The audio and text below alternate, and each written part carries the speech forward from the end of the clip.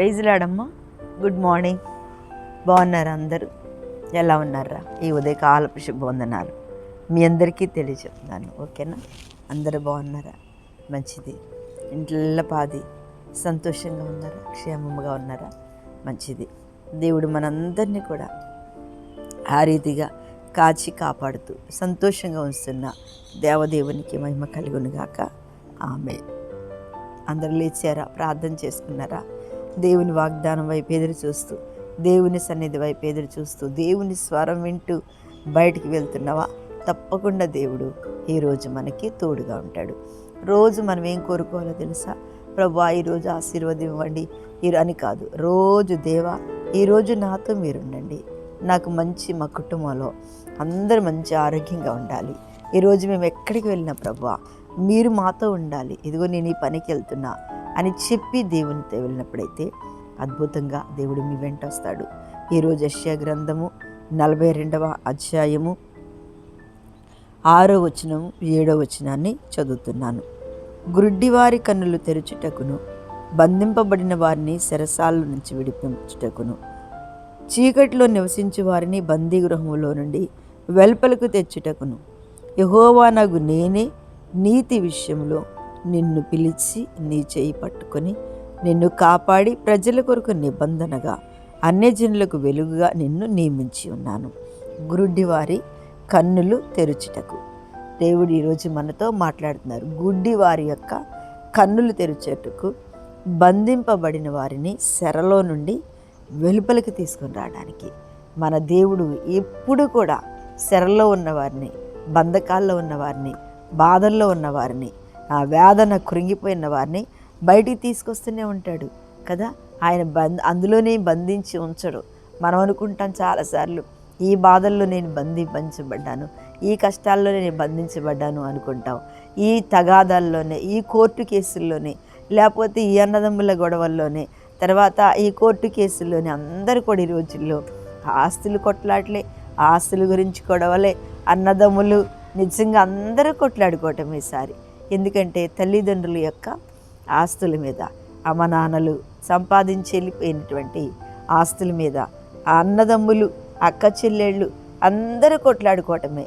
దేవుని బిడ్డలారా, నిజంగా అందుకనే ఆయన అంటున్నారు గుడ్డివారి కన్నులు తెరుచుట. వారి గుడ్డివారి కన్నులు అవి కదా.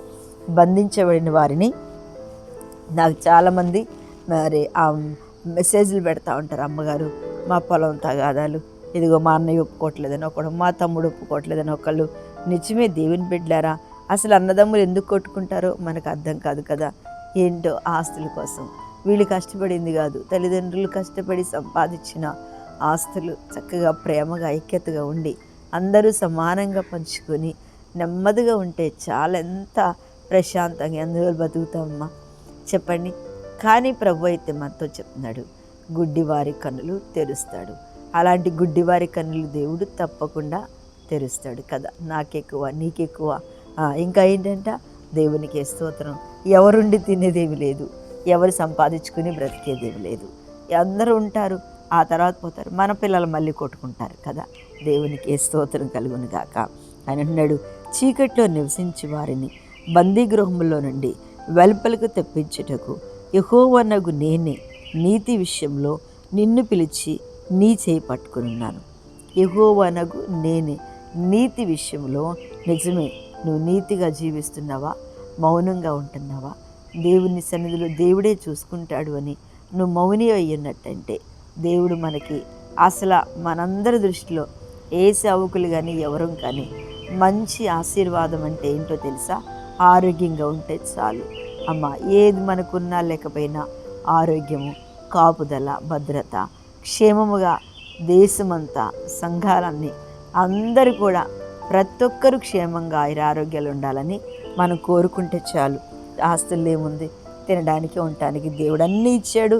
వచ్చినప్పుడు మనం ఏం తేలేదు, వెళ్ళేటప్పుడు మనం ఏమి పట్టుకొని వెళ్ళం. అందుకే అంటున్నాడు నిన్ను పిలిచి నీ చేయి పట్టుకొని ఉన్నాను, నిన్ను కాపాడి ప్రజల కొరకు నిబంధనగాను అన్యజనులకు వెలుగుగాను నిన్ను నియమించి ఉన్నాను. చూసావా, నీ చేయి పట్టుకుని ఉన్నానన్నాడు.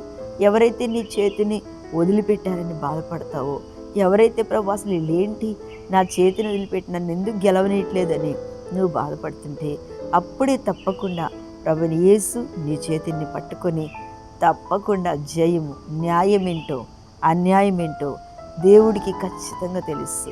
దేవునికే మహిమ అని చెప్తూ అంటున్నాడు. నిన్ను కాపాడి ప్రజల కొరకు నిబంధనగా దేవుడు మనల్ని వాడుకోవాలని ప్రార్థన చేసుకోవాలి. అందరు కూడా ఏంటంట, నిబంధన చేయబడిన దేవుడు మన కొరకు నియమించాడు కాబట్టి దేవుని కొరకు వాడబడాలి. దేవుడు అన్ని ప్రజలకు నేను వెలుగుగా ఉండాలి అని ఎవరైతే తలుసుకుంటారో ఖచ్చితంగా దేవుడు వారికి అన్నీ సమకూరుస్తాడు. బంధకాలు తొలగిస్తాడు, బంధాల నుంచి విడిపిస్తాడు. ఇంకా చీకట్లో ఉన్న వారిని వెలుగులోని మన దేవుడే వెలుగై ఉన్నాడు. మనము వెలుగే. మన పరిశుద్ధాత్మ దేవుడు వెలుగైనప్పుడు మనం ఎందుకు వెలుగు లేకుండా ఉంటాం కదా. ఆయన చేతిని పట్టుకొని ఉన్నాడు. భయపడకు సహోదరి, భయపడకు సహోదరుడా.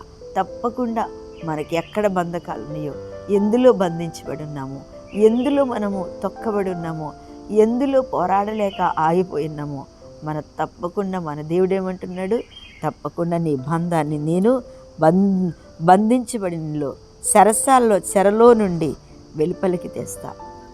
జైల్లో నుంచి చెర నిజంగా ఎన్ని చెరలు అంటే, కొంతమంది అనవసరంగా జైల్లోకి వెళ్తారు, కొంతమంది అనవసరంగా కేసుల మీద ఓడిస్తారు, కొంతమంది అనేకంగా కోర్టుల చుట్టూ తిరుగుతారు, అనవసరంగా వాళ్ళ డబ్బులు ఖర్చు పెట్టుకుంటారు. కానీ వాటి వలన వచ్చే ప్రయోజనం మనకి ఏమీ లేదు. కానీ ఆ వెలుగు చూపే దేవుని పాదాల మీద పడి ఆ వెలుగుగా మార్చే దేవుని సన్నిధిలో ఉండి మీరు కన్నీరు కాచినట్టయితే తప్పకుండా ఆయన మీ చేతిని పట్టుకుంటాడు, మీకు జయమిస్తాడు, మీ బంధకాలన్నీ దేవుడు తొలగిస్తాడు. ఎక్కడ బంధించబడ్డావు అక్కడి నుంచి నీకు విడుదల ప్రభువిస్తాడు. కళ్ళు మూసుకొని ప్రార్థన చేస్తా. మహాపరిశుద్ధుడా, మహిమ కలిగిన తండ్రి, స్తోత్రంలో ఇదిగో దేవా, ఉదయ కాలమున ఎవరు పాపం బంధించబడి ఉన్నారో అయ్యా, జైలు వలన, కోర్టుల వలన, ప్రభా యేసయ్యా తండ్రి, బంధువుల వలన, శత్రువుల వలన, తగాదాల వలన ఏమున్నా సరే ఈరోజు వారిని విడిపించమని ప్రార్థిస్తున్నాను. వారి చేతిని పట్టుకోమని ప్రార్థిస్తున్నాను. అయ్యా, వాక్యం ఉంటున్న ప్రతి బిడ్డ జీవితంలో ఏది రోజు కావాలని ఎదురు చూస్తున్నారు, వారికి అది అనుగ్రహించండి. ఆరోగ్యం దయచేయండి. మంచి నెమ్మది సమాధానం ఇచ్చిన ప్రభా నీ సన్నిధిలో నిలబెట్టుకొని ఉదయకాలం ఈ రోజంతా మాకు వారికి తోడుగా ఉండి మా ముందు నడుస్తూ నడిపించమని యేసు నామమున అడుగుచున్న తండ్రి, ఆమేన్. ఆమేన్. ప్రైజ్ లార్డ్ అమ్మా. దేవుడు మిమ్మల్ని అందరినీ దీవించును గాక. ఆమేన్.